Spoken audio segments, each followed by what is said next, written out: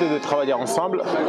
Alors, vraiment, à la fin de l'IDI, mon sentiment c'était que grâce à le scénario de Benoît Zitrou, moi j'étais obligé à aller plus loin. Alors je dis à Benoît, je ferai ce que tu veux.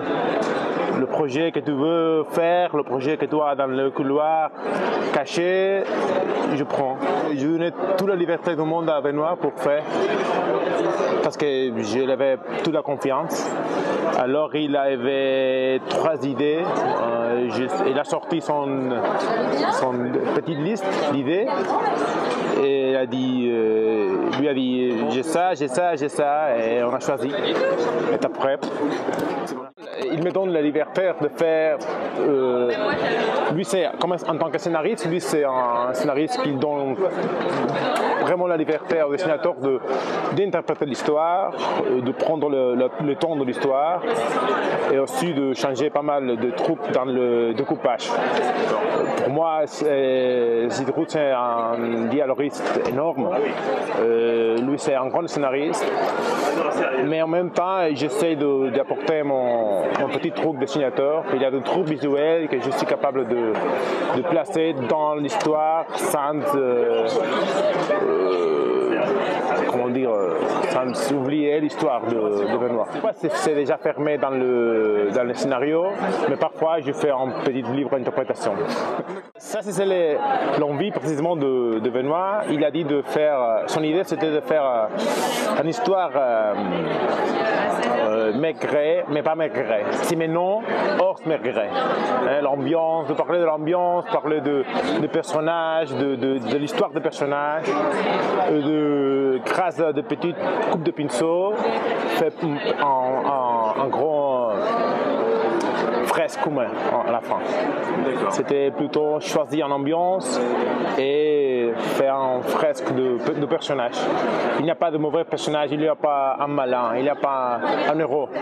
J'aime bien, avant et pendant l'album, de la production de l'album, j'aime bien de me nourrir de la photo ancienne, de films de l'époque. J'essaie de lire de différents bouquins de l'époque. J'essaie de me nourrir à la fin de toute l'époque pour bien comprendre. Plus je suis né à Barcelone, alors mon passé, c'est pas le passé dans la tête de gens de Paris, de la France en fait. Alors je me dois à l'histoire, je me dois à l'ambiance. Alors j'ai fait un effort pour bien comprendre l'époque. Je ne cherche pas de photos exactes pour faire exactement la photo, mais j'ai une grande liste de photos que je regarde une fois à une autre pour voir vraiment comment bougeait tout, comment ça tout marchait. C'est bien comprendre l'époque. C'est pas faire des calques exacts, c'est pas l'idée exacte, parce qu'à la fin mon dessin c'est pas réaliste, c'est pas, on cherche pas le réalisme, on cherche plus la crédibilité. Il faut être croyable, mais pas réaliste. Alors si je fais un effort pour comprendre l'époque, après je fais mon livre d'interprétation de l'époque. Je me laisse porter, en fait c'est le propre personnage qui m'amène à...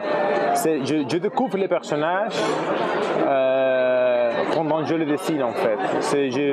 Je cherche pour la mondaine, il y a un casting assez ouvert parce qu'il y avait 4 personnages masculins, pas principaux en fait. Alors je cherchais le contraire. Si j'ai l'héros que c'est blonde, les autres ne seront pas blondes. Il y a le chef avec moustache. On cherche de couple en façon visuelle. Mais après c'est le personnage qui m'amène de gestes, le rictus visuel, la manière de se mouvoir, tout cela, ça devient petit à petit pour moi. Je laisse le personnage se comprendre un acteur et laisser interpréter son papier dans les caméras. Je laisse parfois que le personnage, dans mon dessin, je ne sais pas exactement qu'est-ce que je cherche quand je dessine le personnage, c'est le dessin qu'il m'amène.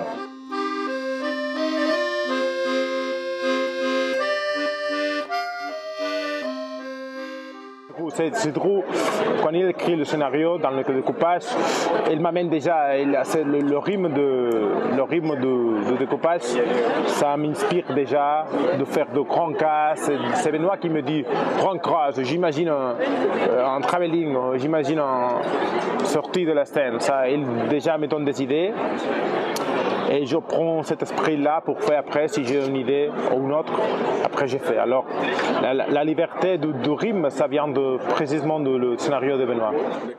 Je te raconte un secret. L'idée, cette scène-là a beaucoup changé depuis le premier scénario. La première scène, c'était assez différent. Avec la mondaine, a été difficile de trouver la ligne, d'expliquer ça qu'on voulait raconter, mais en même temps, sans croiser la ligne de trop sexuelle, trop lourde. Alors, trouver la ligne a été difficile. À un moment donné, le scénario c'était bien, mais après, juste au moment de poster la séquence en dessin, c'était trop littéral, c'était trop.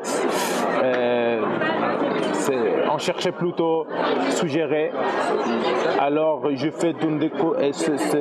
cherchais un découpage vraiment différent pour dire au lecteur, attention, c'est différent, c'est une séquence importante, mais en même temps, on montre presque rien. C'est plutôt la musique. C'est un découpage cherché pour faire la musique. C'est le rythme. C'est ça qu'on cherchait et c'était pas facile de trouver, hein.